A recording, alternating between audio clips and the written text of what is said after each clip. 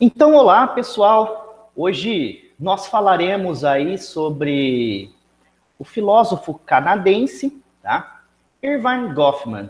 O Erving Goffman, ele é canadense, mas ele estuda, né? Ele desenvolve os seus estudos na Universidade de Chicago, nos Estados Unidos.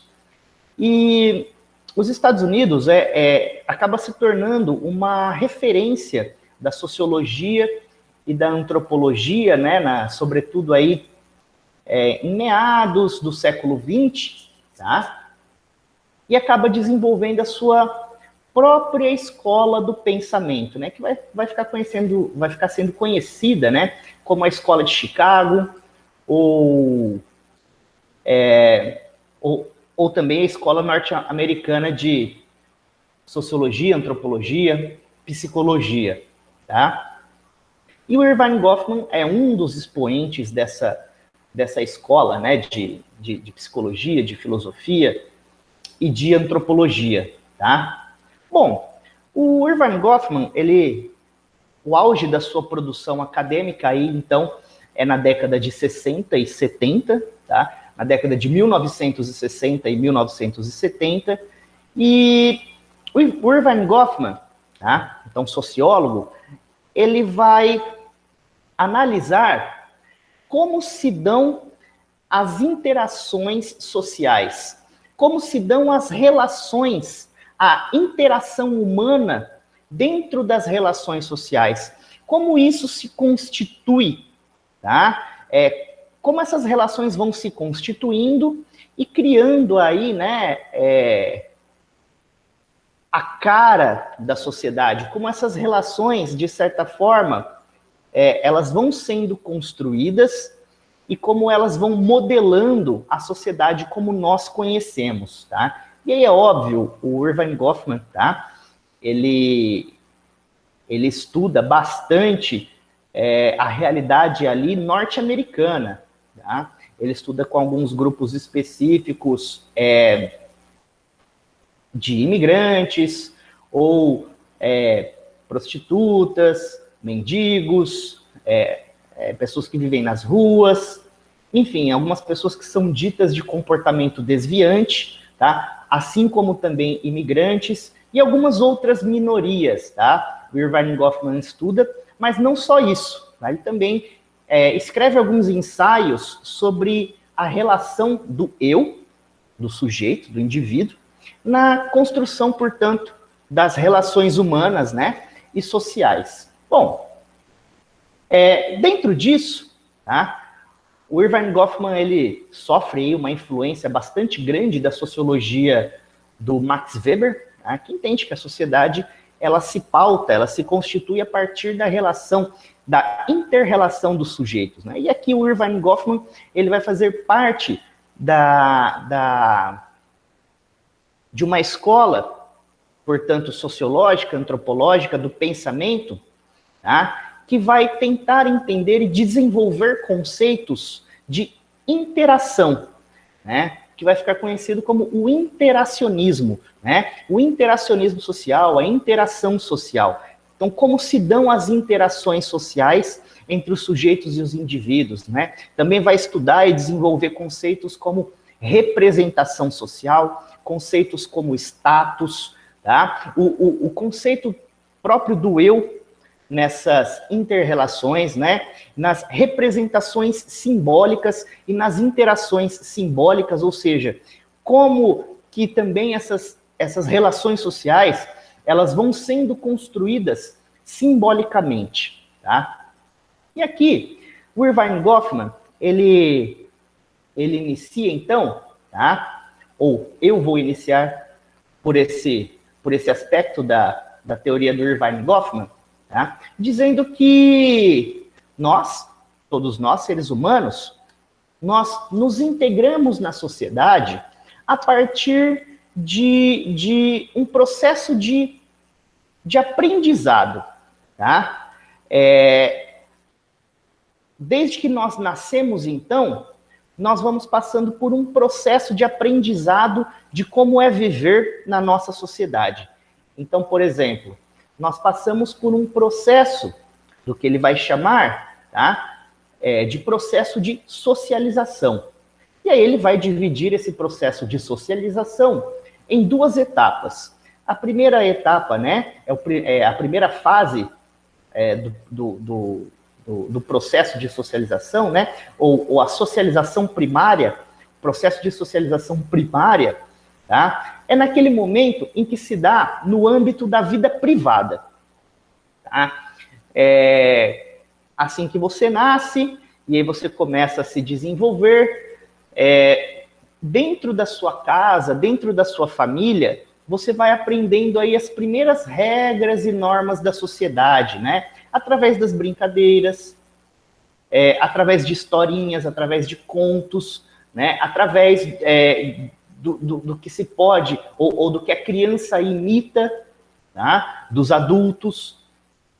Então, esse primeiro processo de socialização, ele é aprendido, tá? Com as brincadeiras, com algumas repressões dentro de casa. Olha, isso não pode, não faça isso, não pegue isso, né? E aí as coisas que geralmente os pais ou as mães ficam falando, né? Se pegar isso, a mão vai cair, se colocar isso na boca vai ficar dodói, enfim, tá? E também, tá? Pelas historinhas, pelos contos, e por último, a partir da mimese, né? A partir da cópia, né? O ser humano copia os hábitos e os costumes aí daqueles que estão, né? Os comportamentos, melhor dizendo, daqueles que estão à volta dele. Então, esse é o primeiro processo de socialização. Bom, em medida que essa criança começa a ter uma vida social fora do âmbito privado, então, portanto, na sociedade, no espaço público, frequentar a escolinha, às vezes visitar a casa de outros parentes, fazer parte de grupos religiosos, grupos esportivos, grupos educacionais, que seja, tá? A criança começa, então, a viver esse processo de socialização secundário, tá? Que é quando você vai fazer alguns amigos, você copia os amigos, você vai seguir as regras e as normas dos grupos aos quais você pertence, tá? E aí, quando esse processo vai se constituindo, depois, posteriormente, no mundo do trabalho, às vezes no seu engajamento político também, outras vezes no seu engajamento social, ali que você possa vir a fazer parte, que seja, tá? Então, nesse processo de socialização, né, em primeiro lugar o primário e depois o secundário, o ser humano, o indivíduo, o sujeito, ele vai aprendendo a identificar os diferentes cenários aos quais ele está atuando. Ele começa a identificar as regras e as normas de comportamento em cada um dos cenários aos quais ele convive, né? Então, ele percebe que na escola, na sala de aula, existe uma regra de comportamento, então ele vai se adequando a essa regra de comportamento. Depois, na igreja, existe uma outra regra de comportamento, então uma outra forma de se portar na igreja, portanto, há uma regra específica para aquele lugar. No grupo de amigos dele na rua, ele já vai se comportar ainda de uma outra maneira, porque ali tem uma regra específica, né, ou uma liberdade específica em como se comportar. Em casa, com os pais, de outro jeito, e assim por diante. Então, todos nós passamos por esses estágios de socialização, no qual nós vamos identificando as regras do jogo comportamental, do jogo interacionista, né, do jogo de inter-relação entre os sujeitos, tá, de um grupo, certo? Bom, e aí dentro disso, o Irving Goffman vai dizer que as relações elas vão se estabelecendo a partir desses comportamentos. E aí, um pouco antes, eu utilizei, inclusive, a expressão cenário e atuação, né? Então, o sujeito ele vai aprender a identificar os cenários e a forma com a qual ele deve atuar nesses diferentes cenários. Por quê? O Irving Goffman, ele utiliza bastante a metáfora do teatro, não é? Então, ele coloca o sujeito como um ator social. E aí é muito importante esse termo, ator social, tá? Porque é um termo que vai ser utilizado aí amplamente na sociologia e vai dar uma compreensão bastante ampliada sobre os diversos comportamentos humanos, né, nos diversos cenários. E ele vai dizer, olha, os sujeitos, então, são como atores, mas aqui eles são atores sociais, tá? Que atuam das diversas maneiras conforme os diversos cenários, né? E aí ele vai constituindo em si, nessa sua maneira de atuação, o que o Irving Goffman vai chamar de fachada. Então ele vai dizer o seguinte, todos nós desenvolvemos fachadas específicas para esses diferentes cenários. E essas fachadas, tá? Elas compreendem aí formas de falar, o que se fala, formas de se comportar, tom de voz, gestos, validações de discurso, atividade ou proatividade, tá? Reatividade, enfim, os diversos aspectos, tá? Que envolvem aí o comportamento dentro desses diversos cenários. Tá? Então, essa fachada, ela é a forma como cada indivíduo, né, ou como os indivíduos de forma geral, atuam nas diversas situações, né, nos diversos cenários, com base na constituição dessas fachadas, que é como cada um vai se apropriando da regra desse jogo de atuação dentro dos cenários. Tá?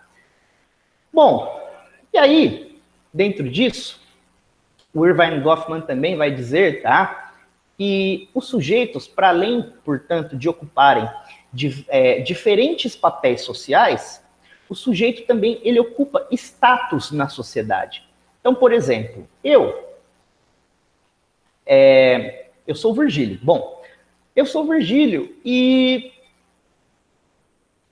na minha casa, lá na casa da minha mãe, eu tenho uma forma de atuação. Lá é o meu espaço privado. Eu tenho uma forma muito mais livre, muito mais informal de atuação. Na faculdade, no trabalho, tá? Eu terei uma outra, eu vou me valer de uma outra atuação, no qual eu me aproprio de uma outra fachada. Tá? Eu me utilizo de uma outra fachada. Então, eu vou utilizar uma fala um pouco mais formal, né? Um discurso um pouco mais formal. E aí, dentro desse cenário, ao qual eu me aproprio dessa fachada, que no caso é ser professor, eu tenho um status. Tá? Eu ocupo um status aí que altera a forma da minha atuação. Eu, por ser professor, na faculdade, né, para vocês, portanto, eu vou atuar como professor, mas ainda assim vai ter até uma diferença em como eu atuo com vocês e uma diferença como eu atuo, por exemplo, na reunião dos professores. Numa reunião de professores, coordenação, diretores, por exemplo, não é? E aí uma forma totalmente diferente de como eu atuo entre os meus amigos, ou como eu atuo na minha família, e como eu atuo, sei lá, quando eu vou bater uma bola com o pessoal que eu nem encontro muito, mas estou ali para jogar bola. Tá? Não são, assim, meus amigos, mas estou ali para jogar uma bola, digamos assim. Então, eu me aproprio das diferentes... a partir das diferentes atuações, eu constituo diferentes fachadas para que eu possa atuar dentro desses diferentes cenários. Só que eu ocupo um status. O meu status, no caso, é professor. Isso é o meu status. Isso é como eu sou reconhecido na cidade, é como eu sou reconhecido na minha família, como eu sou reconhecido em diversos cenários diferentes, né? Esse status me acompanha, de professor. E esse status, ele acaba por definir, em alguns momentos, a minha fachada de atuação, né? A fachada que eu constituo para poder constituir a minha atuação. Então, com vocês, é claro, eu vou ter um papel, então eu vou desempenhar esse meu papel social, que faz parte desse status, de esclarecer vocês sobre as coisas, vocês me procuram, eu tento responder da melhor maneira, né? Então, é como se eu ocupasse ou exercesse algum tipo de liderança, uma espécie de hierarquia, não é? Eu tenho um papel muito mais ativo, né? E um papel muito mais de domínio. Domínio não é a melhor palavra, mas de alguma maneira eu estou em uma posição relativamente superior à dos meus alunos, não é? Não porque eu quero me sentir superior, não porque eu sou superior, não porque isso ou aquilo. É por conta desse cenário, né? Esse cenário sala de aula, ele acaba por moldar os seus papéis, o papel do professor e o papel do aluno. Tá? Então é nesse sentido que eu quero dizer. Só que dentro da faculdade mesmo, eu sou professor também. Mas lá dentro da reunião, entre professores, entre coordenadores e o diretor, todos lá dentro são professores. Então, existe uma relação muito mais equitativa, tá? Uma relação de troca, uma inter-relação muito mais equitativa. Então, eu ainda ocupo o status de professor, só que agora, a forma como eu constituo a minha fachada e aproprio a minha atuação, tá? Constituo a minha atuação, ela vai ser um pouco diferente. Tá? Eu não vou ser ali a quem todos vão buscar perguntar e querer respostas, né? Porque ali é um grupo de professores. E nós não estaremos ali discutindo essencialmente conteúdos. Nós estaremos discutindo outros problemas. Pode haver alguma discussão sobre conteúdo, mas ainda assim estaremos em outra discussão, então, em que é preciso, em que haja uma participação mais equilibrada, equitativa. E isso vai se alterar totalmente. Por exemplo, lá no grupo do futebol, se eu sou o cara que joga bola melhor, eu vou estar num status legal, todo mundo vai me querer no time. Então, eu posso jogar com isso. Isso constitui o meu comportamento. Se eu jogo mal, o meu status não é muito legal. E aí que eu quero que vocês percebam, status não é só quem está acima. Status pode ser embaixo, acima, tanto faz. O status não importa. A questão é que, dependendo dos grupos, dos diferentes grupos que você atua e que você constitui essa fachada, você vai ocupar diferentes status. Lá na casa da minha mãe, não importa se eu já li 1 milhão de livros de sociologia e filosofia. É claro que a relação da minha mãe comigo é outra. Ela é minha mãe. Eu respeito, eu ouço. Consegue entender? Então eu ocupo um outro status. Na minha casa eu ocupo um status, e aí, portanto, um status de filho, e aí eu desempenho um papel. Eu atuo como filho, eu desempenho um papel como filho. E constituo essa fachada também. Consegue entender? E assim, obviamente, os diferentes grupos, assim como nos grupos de amigos mais próximos, que tem médico, professor, advogado, policial, juiz, delegado, não importa. Lá, nesse grupo de amigos, são amigos. Consegue entender? Ninguém está ali conforme os seus status. Outros papéis são desempenhados, porque ali, naquele grupo, o status é mais equitativo. Ali o status que está valendo é o de amizade. Consegue entender? Então, o Irving Goffman, ele vai dizer que toda a nossa atuação, ela é baseada naquilo que a gente aprende ao longo da vida sobre esses diferentes cenários, observando esses diferentes cenários, participando desses diferentes cenários e a nossa atuação, ela também é muito moldada a partir, tá, daquilo que se espera de nós. Então, por exemplo, espera-se que eu, como professor, em sala de aula, tenha um determinado comportamento. Então, como eu estou participando desse cenário há algum tempo, dentro desse status, exercendo esse papel, criando, me apropriando dessa fachada e constituindo essa minha atuação, tá? Eu vou aos poucos me adequando cada vez mais dentro, né, daquilo que se espera. Então eu sempre vou moldando a minha atuação conforme o que eu acho que os outros interlocutores esperam de mim, tá? Então, acaba existindo uma diferença de cenários.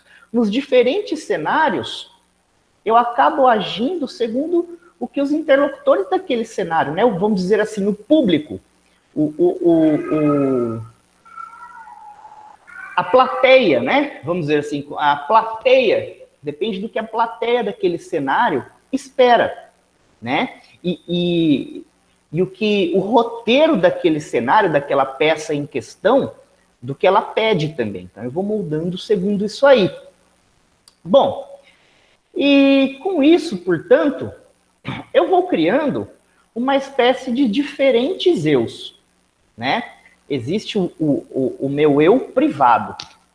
Esse meu eu privado é o mais verdadeiro possível, tá? Ele é o mais verdadeiro possível, mas não necessariamente ainda é o meu eu verdadeiro, tá? E aí existe o eu, aquele eu que as pessoas esperam, que é o eu social, digamos assim. Tem um eu social, um eu público e um eu privado. Então, as pessoas, elas tendem a achar que eu sou aquilo que eu atuo. Então, eu chego e eu vou chegar, né, na sala de aula, vou dar aula, todo mundo fala assim, nossa, o professor Virgílio é inteligente, né? Mas isso é o que vocês acham, porque vocês só me veem dando aula. Consegue entender? Porque esse é uma parte do meu eu. É um eu que eu mostro, tá? Que eu constituo a partir do que pede essa fachada. Só que, lá no meu grupo de amigos, todo mundo fala, o Virgílio é um palhação, faz graça com tudo, dá risada, zoa, brinca, bebe, curte, tá? Talvez lá no eu lá de casa, eu revele um pouco mais das duas características, porque lá na minha casa eu posso mesclar muito mais tudo isso, porque é o meu eu mais privado possível, né? Mas, por exemplo, num grupo de colegas assim, que eu não tenho tanta intimidade, que são colegas de outras pessoas e eu tô por lá, eu constituo um eu mais neutro. Consegue entender? Porque eu vou me adequando às situações. E aí, quando eu vou na igreja, ainda é um outro eu, né? Nossa, como o Virgílio é um homem de fé, né? Mas não é, porque quem tá ali só tá me vendo rezando, tá? E isso, eu tô dando o meu exemplo, mas todos nós exercemos isso. Então, eu acho que uma questão válida para a gente refletir, né?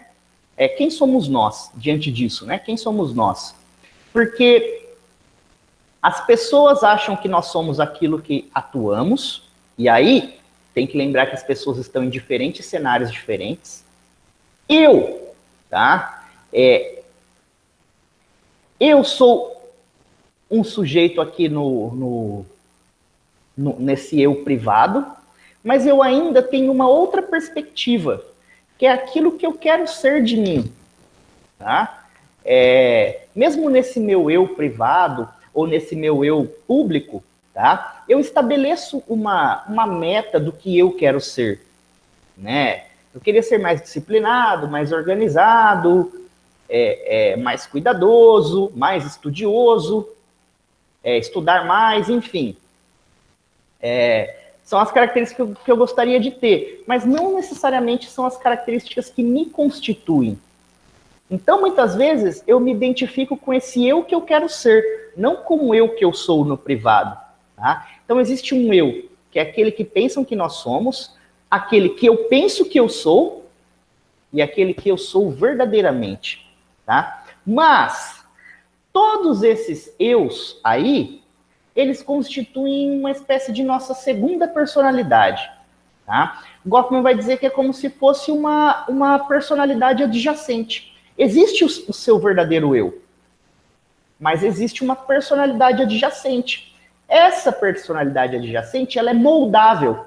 Ela é moldável segundo os cenários, ela é moldável segundo o que você espera para si. Tá? E aí o Irvine Goffman vai falar que nada disso é negativo, não existe problema nenhum em nada disso. Na verdade, isso é comum. Na verdade, isso é como é. É assim que funcionam as relações, é assim que se dão as representações, não é?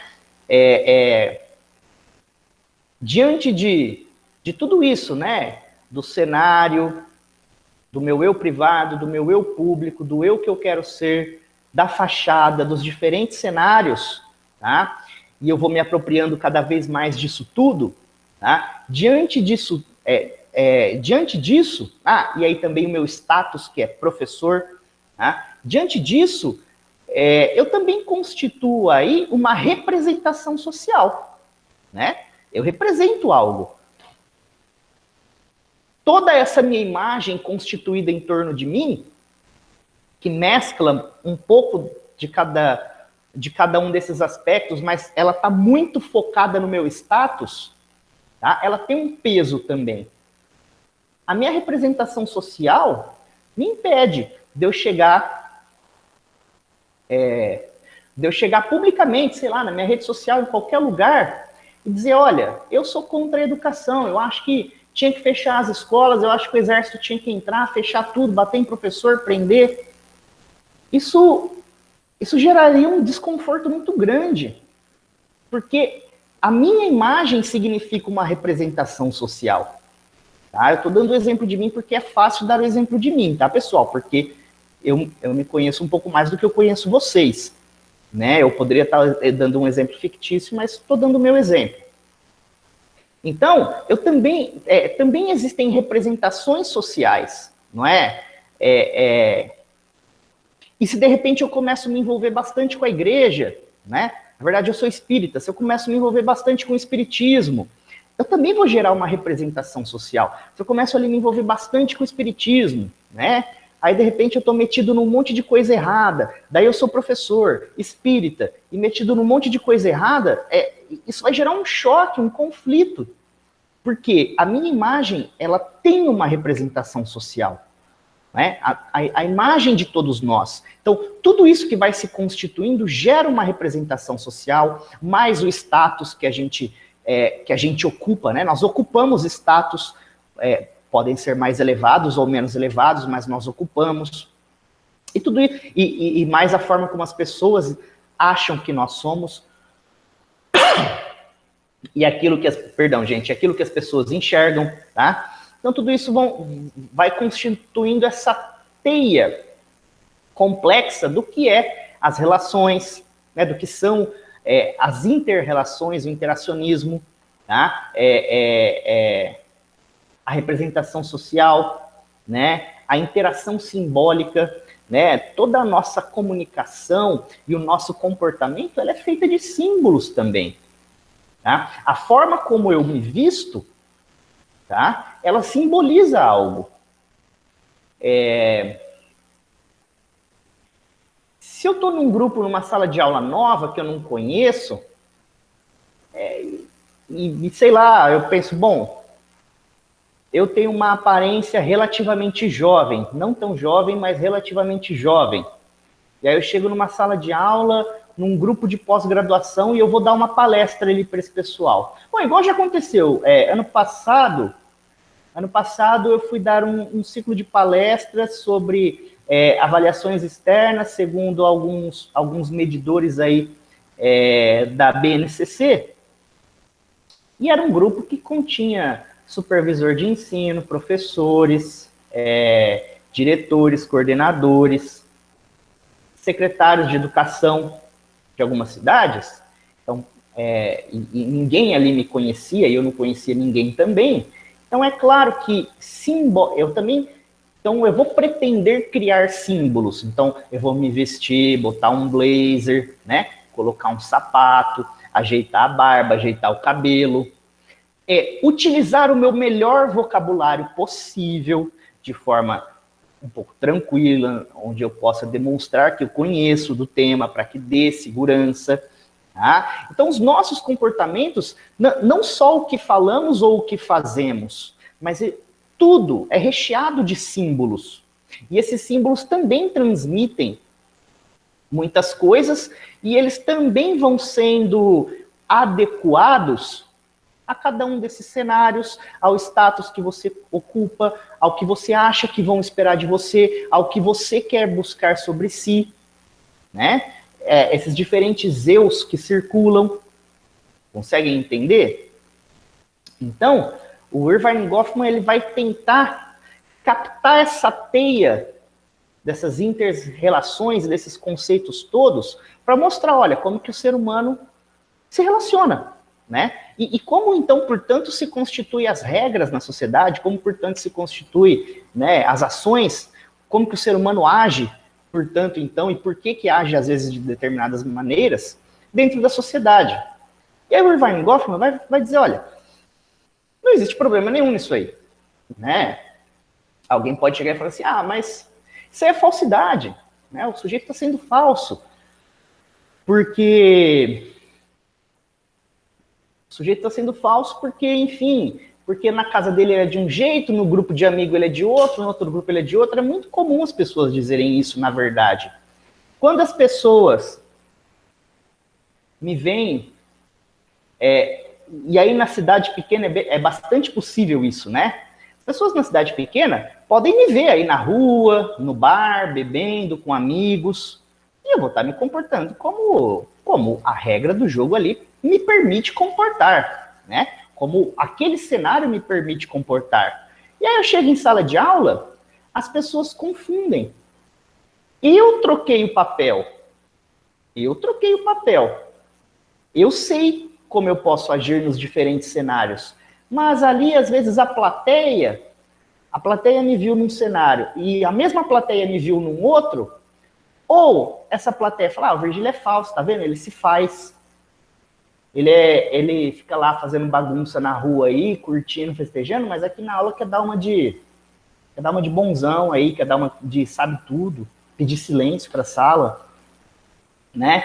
Quer dizer, eu sei me comportar nos diferentes cenários, por exemplo. Vocês sabem, a maioria das pessoas sabem, mas existe uma parcela da plateia que não consegue dissociar, que não consegue separar esses dois cenários, e aí costuma julgar, né? Mas fulano é isso, fulano é aquilo, né?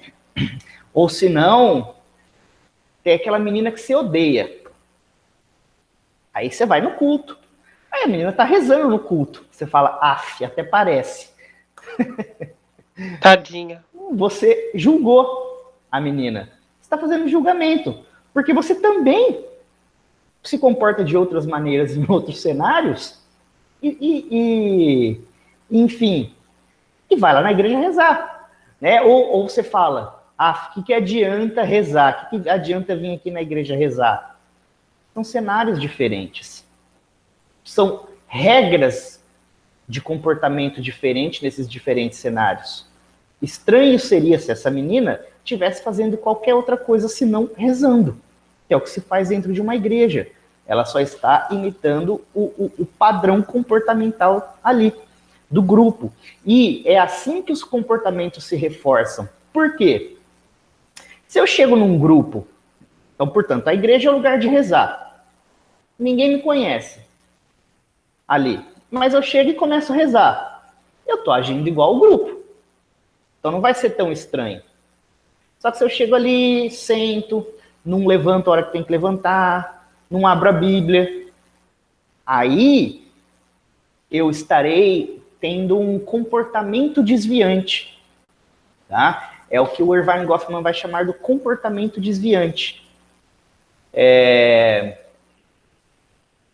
Ou, de repente, eu estou numa reunião de trabalho, né, com os colegas, com os coordenadores, uma reunião muito séria, e começo a falar muito palavrão nessa reunião, usar um palavreado muito baixo, expressões muito baixas, comportamentos muito baixos, eu estarei utilizando um comportamento desviante.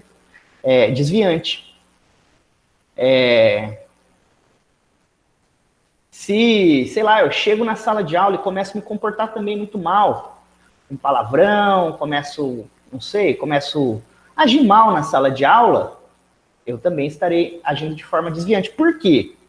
Porque a maioria das pessoas se comportando do mesmo jeito é um padrão de comportamento normativo, que é o que a gente chama de normal, ou seja, está dentro da norma, está dentro da regra, portanto é normativo.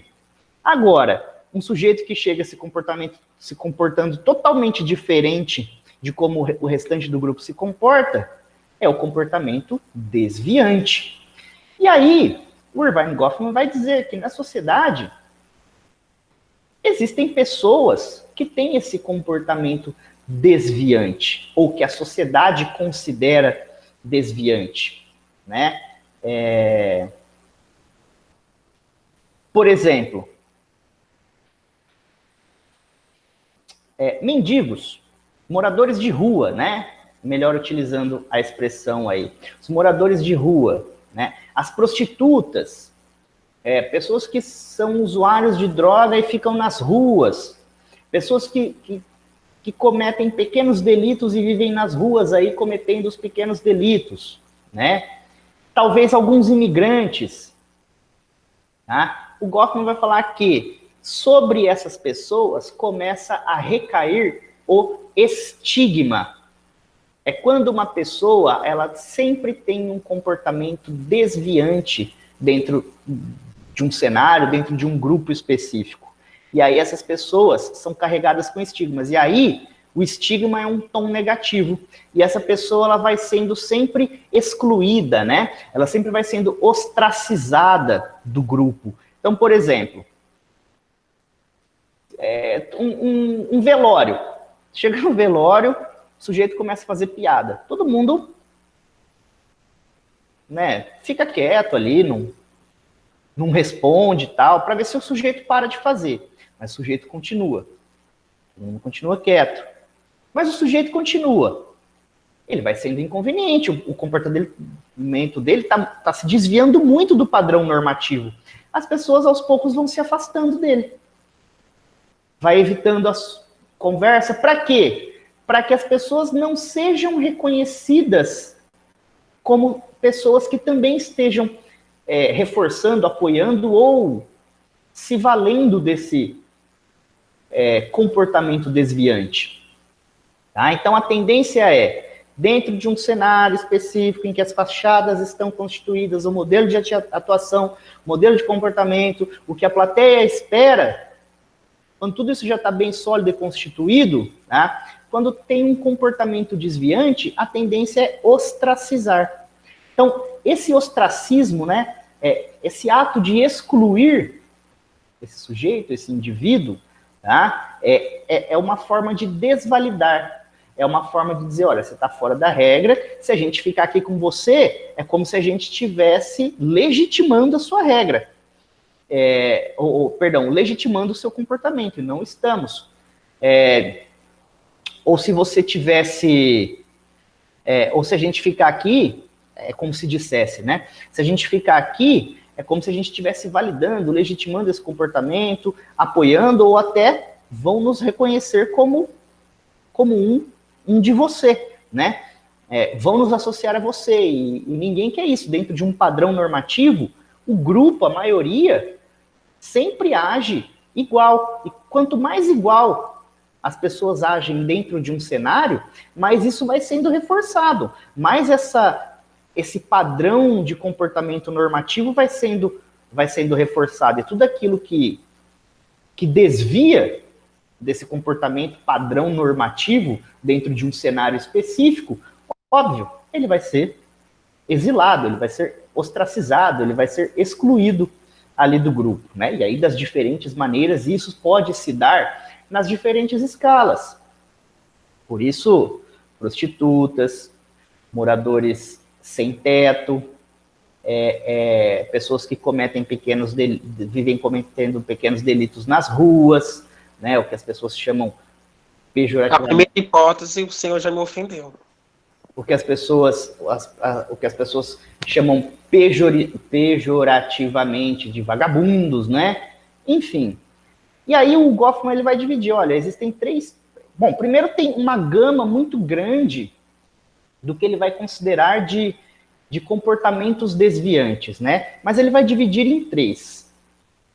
Ou melhor, dos comportamentos desviantes, não. Dos sujeitos estigmatizados. Tá? O comportamento desviante é isso, é aquilo que foge ao padrão. Quem exerce esse comportamento desviante acaba sendo estigmatizado. E esse estigma é uma marca, é aquilo que te distingue, é aquilo que te diferencia do grupo, mas de uma forma muito negativa. Então, ele vai falar que existem três tipos de estigmas. O primeiro é com relação aos deficientes físicos ou mentais. O segundo tipo de estigma é com as minorias raciais ou religiosas, tá? E o terceiro é o que advém desses comportamentos desviantes. Então, uma sociedade, tá? Ela tende a não aceitar, por exemplo, aquilo que é muito diferente. Então, o deficiente físico, o deficiente mental, ele sofre, sim, estigma na sociedade. Tá? É claro que a gente tem que lembrar que o Goffman escreveu as obras dele na década de 60 e 70. E não havia todo esse movimento de inclusão, integração, né? Dos deficientes físicos, por exemplo. Não existia esse espaço de fala, esse espaço de voz dos deficientes. E muita coisa se alterou, obviamente. Mas, a priori, a princípio, a tendência é rejeitar. Isso você pode notar numa sala de aula com crianças. Tá? Quando vocês começarem a dar aula, talvez vocês já façam estágio, e existe essa rejeição. Porque é um comportamento muito diferente. Tá? E tende a quebrar o padrão normativo do que aquele cenário pede para aquele grupo específico. E aí as pessoas não querem ser reconhecidas com o comportamento desviante, mas as pessoas querem ser reconhecidas, ou pelo menos querem estarem anônimas, isso de forma consciente ou inconsciente, dentro do padrão normativo. Tá? E o outro grupo, a mesma história, a mesma coisa, com as minorias. Minorias raciais, né? Minorias, melhor dizendo, minorias étnicas, tá? As minorias étnicas, as minorias religiosas, tá? Que tem que tem costumes, hábitos muito diferentes de um padrão normatizado, né? De um padrão dito normal nos diferentes cenários dentro de uma sociedade, que pode estar no seu jeito de vestir, pode estar nas suas características físicas, pode estar na religião a qual professa, né? Pode estar na sua língua, no seu sotaque, pode estar em diversas coisas. E aí esse sujeito vai ser estigmatizado e vai existir uma tendência a priori em excluir esse sujeito, tá?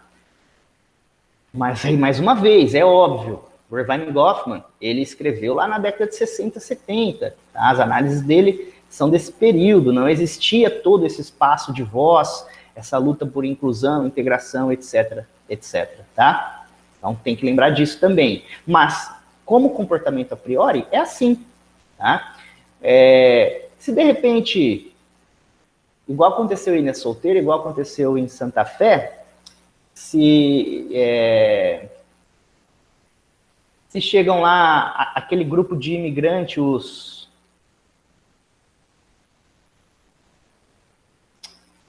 que a capital deles é em Porto Príncipe, o Haiti, se os haitianos, né? Foram alguns haitianos viver em Santa Fé, foram alguns haitianos viver em Ilha Solteira, você pode ter o discurso mais inclusivo possível. Mas quando chega esse grupo de estrangeiros, tá, de imigrantes aqui, a aquilo vai gerar um desconforto no padrão normativo. E você não vai reagir 100%, né, da melhor maneira, ou você não vai reagir 100%, pelo menos num primeiro momento, de forma a integrar esses sujeitos. Tá? E aí, o outro grupo são essas pessoas que têm esse comportamento desviante, né? Eu falei, prostitutas, moradores de rua, usuários de droga que vivem aí nas ruas, pessoas que cometem pequenos delitos, tá? Então, dentro do que ele também constituiu a ideia de comportamentos normativos específicos para cada cenário, onde você acaba adequando esse seu eu público para esses diferentes cenários. Para além disso, existe também o outro lado, né? Que é o estigma, ou os estigmatizados, certo? E, para além disso, o Irving Goffman também faz uma discussão bastante interessante, tá? Sobre aqueles sujeitos que têm a sua liberdade privada, tá? Que não gozam da liberdade plena como nós, né? E aí é uma coisa interessante no assunto que eu vou entrar, e aí eu vou fazer os comentários e por enquanto vocês ouçam, tá? Por exemplo,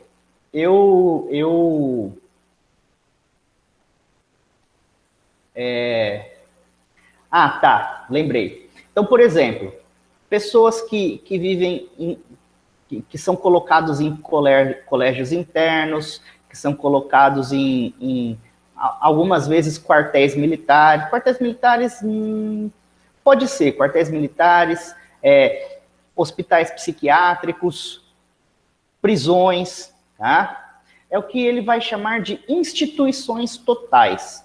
Esses sujeitos que vivem nas instituições totais, eles não desfrutam de toda a liberdade. E aí é a grande questão. Se para o Irving Goffman nós desempenhamos diferentes papéis nos diferentes cenários, porque existe uma diferente plateia, e essa plateia gera uma expectativa normativa específica, existe uma diferente atuação que ela vai se apropriando de uma fachada específica para cada cenário, enfim.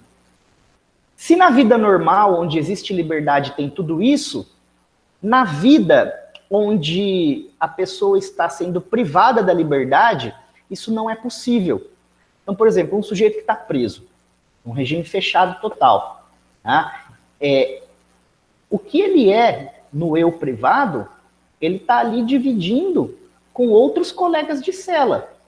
E aí não existe diferentes cenários com diferentes regras ou padrões normativos de comportamento que se espera para diferentes cenários específicos. Não. O público e o privado viram uma coisa só. Todos os cenários viram uma coisa só. Todos os seus eus viram uma coisa só. E aí, você nunca, em nenhum desses lugares, você participa como com um status acima. Porque se você está preso, você está sujeito ao carcereiro, você está sujeito ao diretor do presídio, você está sujeito à própria grade, à cela em si.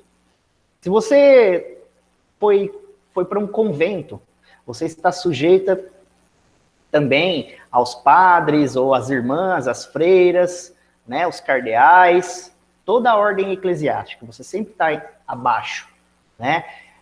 E você sempre dorme no mesmo lugar, em todos esses lugares, e no hospital psiquiátrico a mesma coisa, muitas vezes no quartel militar, quem está ali né, porque às vezes o militar vai passar 1 ano no quartel, também a mesma coisa, tá? Isso na posição de soldado. Então, em todas essas instituições totais, os diferentes eus, os diferentes cenários, o espaço público e o privado, o lugar que você dorme, o lugar que você fica, tudo torna-se uma coisa só. Tá? E por isso que ele vai chamar de instituições totais. Porque você é sempre o mesmo em todos os espaços, e não tem muitos espaços, você sempre está na mesma posição. E isso, tá, o Goffman vai identificar assim como um grande problema. Tá? Ele vai dizer, olha, isso tende a criar distúrbios sérios nas pessoas. E aí ele vai se atentar a criticar os hospitais psiquiátricos, porque ele vai dizer, olha, o hospital psiquiátrico é justamente, ou deveria ser justamente, para você criar uma condição de vida melhor, ou de cura, ou de ressocialização, ou de tratamento para os doentes psiquiátricos. Só que, na verdade, você acaba por piorar. E aí, é claro, e aí a gente pode entrar um pouco na crítica do Michel Foucault, né? Que esses lugares, eles não são feitos para curar pessoas. Na verdade, eles são depósitos de pessoas indesejadas. Né? E aí, uma série de psicólogos e sociólogos, enfim, vão ter essa opinião, que os hospitais psiquiátricos, os manicômios, os antigos manicômios, eles não existiam para curar as pessoas, mas era uma espécie de depósito de pessoas indesejadas para a sociedade. Consegue entender? Então aí o Irving Goffman vai ser um dos críticos ferrenhos aos hospitais psiquiátricos, né? Porque é uma instituição total que está ali já abrigando uma pessoa que já tem sérios problemas psiquiátricos, e uma instituição total, ela agride muito a psique humana, né? Então esse é o ponto aqui. E bom, diante disso tudo, tá? Bom, eu gostaria que esperasse um pouquinho antes de vocês fazerem os comentários, por favor. Ainda não façam comentários, tá? Aqui, tá? Eu acho muito legal a gente colocar tudo isso que a gente está vendo do Irving Goffman para a gente discutir e refletir um pouco sobre esse processo de pandemia. Porque esse processo de pandemia, não para todos nós, mas para muitos de nós, tem sido uma espécie de instituição total, né? Em que a gente está praticamente convivendo no mesmo espaço, vendo as mesmas pessoas, ou muitas vezes, né, não vendo ninguém praticamente. No meu caso, eu moro sozinho, praticamente não vejo ninguém, né? Acabo vendo minha mãe e minhas irmãs no final de semana. Eventualmente vejo uma pessoa ou outra, eventualmente vou no mercado, mas o espaço ficou muito limitado. Antes eu dava aula em diversas escolas, ia para diversas cidades, via colegas de diferentes grupos, via minha família, tinha diversas salas de aula. Então, você ia no mercado, ia no bar, ia não sei na onde. Eu estava com a minha movimentação total. Agora, eu estou preso na instituição total, que é o isolamento social, né? E aí a gente começa a perceber como isso vai gerando muito... Bom, a gente pode comparar, então, essa ideia da instituição total para uma situação parecida com que alguns estão vivendo, que a gente sabe que infelizmente não são todos que podem se isolar, né? Mas o que alguns têm vivido nesse momento de pandemia, né? E aí, todos os anseios, todos os receios, todas as angústias, todos os medos, né? Que viver nessa instituição total vai proporcionando, e o quanto isso vai adoecendo, né? Os sujeitos, as pessoas que se encontram nessa situação. E um outro ponto que eu acho legal é também a rede social, né? A gente olhar como que, bom, a rede social ela tem quebrado um pouco desse padrão público-privado, sobretudo nas aulas EAD, mas não só nas aulas EAD também, acho que nas reuniões de trabalho, né? Nas reuniões de trabalho, nas aulas EAD, a gente tem, todos nós temos sentido que parece que o espaço público está misturado com o espaço privado. Primeiro, porque quando eu me mostro para vocês estão vendo aqui um pedaço da minha casa. É que agora eu estou nesse pedaço da minha casa, mas antes eu dava aula para vocês num outro pedaço da minha casa. Então, assim, então vocês já estão vendo a minha casa. É que aqui não tem móvel nenhum, mas no outro, vocês vão assim, mas olha esse móvel do professor, né? Tinha as coisas para você observar sobre o meu espaço privado que está sendo exposto para vocês. E vocês também, porque vocês também ligam a câmera, né? Às vezes vocês ligam o microfone, aí tem as conversas aí no fundo, né? Porque a vida de vocês também estão acontecendo. Então, a vida, a vida, ela tá... A vida de vocês, né? A minha, de todos nós, ela se misturou, o espaço público com o privado. Porque essa aula aqui, ela faz parte do espaço público.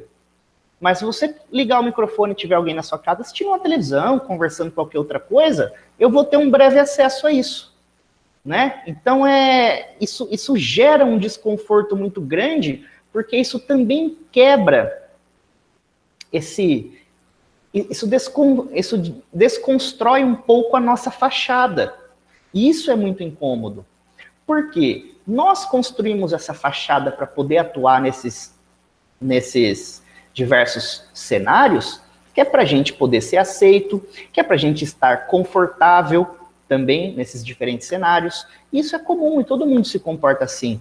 Mas, quando isso é quebrado porque o espaço público e o privado se misturou, tá? É muito ruim. Igual às vezes final de semana, né? Final de semana, aluno ou colega de trabalho te manda mensagem sábado, 2 da manhã, domingo, 8 da noite, né? Quer dizer, é o fim da divisão entre o espaço público e o espaço privado. E isso quebra a fachada que a gente constitui, né? Porque é isso, quando eu saio daqui e vou trabalhar, aí eu coloco uma roupa, ponho um perfume, penteio o cabelo, e aí eu estou no espaço público, as pessoas vão se comportar de forma do espaço público, quem tiver que conversar comigo ali, vai conversar comigo ali, a não ser que seja um pouco mais sério, ou um pouco mais urgente, vai me mandar um WhatsApp, né? Mas eu sempre vou estar lá na faculdade, as pessoas vão me ver lá, e vão perguntar para mim lá as coisas, e a maioria das coisas vão ser debatidas lá. Em medida que as tecnologias de comunicação elas foram avançando, as redes sociais, o WhatsApp, tudo isso já foi diminuindo o espaço entre o público e o privado. E essa linha foi ficando cada vez mais tênue, cada vez mais fraca, né? Agora, com tudo isso, fica mais fraca ainda.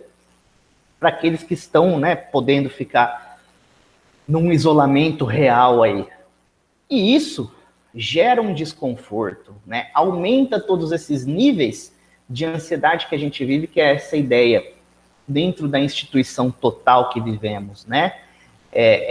E parece que também, como a gente fica sentindo falta de interação social, a gente sente falta de ir no mercado, falar um bom dia, de ir no posto de gasolina, abastecer, falar com o frentista, né? As suas interações normais ali do dia a dia, né? De você ver pessoas, combinar com um amigo de tomar uma cerveja no final de semana, você sente falta dessas interações. Por sentir falta dessas interações sociais, você passa a interagir muito mais na rede social. Todo mundo está interagindo muito mais na rede social. Todo mundo. Então, isso também gera uma exposição de si muito grande e gera um desconforto, porque a rede social, ela também não tem um espaço muito bem definido. Porque, às vezes, ali na rede social, eu vou lá, faço uma piada de uma coisa, só que aí chega para um número muito grande de pessoas. Tem gente que vai entender, tem gente que não vai, tem gente que vai se ofender, tem gente que não vai. Então, a rede social ela também bagunça os diversos cenários. E nesse momento de pandemia, bagunça ainda mais. Por quê? Porque todas essas sensações estão mais à flor da pele, porque essa ideia de o espaço público e privado estão cada vez mais mescladas, né, sem uma fronteira que delimite um do outro, não tão claro, e também os diferentes cenários, eles estão um pouco mais... os cenários, eles se perdem, né? A divisão, ou aquela identidade que se constitui em cada um desses cenários, ela se perde um pouco também nas redes sociais. Porque é muito fácil, ou é muito mais claro para nós chegar numa igreja onde tem um monte de gente rezando, e você identificar que cenário que é aquele, e você ativar, né, a sua fachada específica para atuar dentro desse cenário. Só que aqui, no seu isolamento social, você às vezes tá emocionado, né? Aí você coloca lá uma oração do padre Fábio de Mello, né? Alguma coisa bonita que ele falou, uma oração. Você coloca um negócio desse, não sei, pode ter um que vai lá e vai dar risada. Que é uma coisa que ninguém faria na igreja, né? Pode aparecer um lá e colocar aquela reação, ha, e vai te magoar. Só que lá na igreja ninguém vai... Se você estiver lá rezando, emocionado, ninguém vai dar risada de você, porque lá é o lugar para você fazer isso. Só que às vezes, numa rede social em que os espaços não estão muito bem delimitados, e, né, porque o cenário também não é físico, ele é virtual, e você nem sabe direito quem está vendo essas suas postagens e quem não está, você pode ficar sujeito, você pode ficar à mercê disso. O que gera também uma outra angústia, porque às vezes você tem medo do que você posta, você tem medo do que você comenta, e só que ao mesmo tempo você tá com essa necessidade, com essa vontade de interagir mais socialmente, e você está mais sensível também, né? Então eu acho muito interessante a gente pegar todo essa sociologia socio-interacionista, né, do interacionismo social do Irving Goffman, e transmitir, né, para o que tem acontecido na pandemia. Eu acho que dá para dar uma dimensão legal, né, e até da gente começar a constituir melhor alguns comportamentos. Então, talvez, agora seja o momento de a gente saber identificar melhor os cenários dentro desse grande espaço virtual, né? Então, você perceber que às vezes o Facebook não é um lugar muito legal para você expor certas coisas, às vezes o Instagram seja melhor, né? Às vezes e daí quem usa Twitter seja melhor para expor outras coisas, e quem usa o WhatsApp lá dentro do grupo que participa seja melhor para expor outras coisas, né? Então você também vai aprendendo aos poucos a perceber os diferentes cenários, o que cada um dos cenários pede e se espera dentro desses cenários, e você vai se adequando aos poucos, mas isso ainda é um processo doloroso, porque é como se a gente tivesse que passar por um novo processo de socialização, né? Que é um terceiro processo de socialização, que seria essa socialização, né? Agora eu estou inventando aqui, estou falando, é a socialização terciária, né? Que é a partir da vida, da rede virtual, né? E a pandemia tem revelado muito isso. Eu acho que isso é muito interessante e coloca a gente diante dessas questões a partir desses conceitos do Irving Goffman, para que a gente possa pensar e desenvolver melhor. Então, acho que essa reflexão aí é muito interessante para a gente se identificar nesse momento. E é isso, eu vou parar a gravação aqui.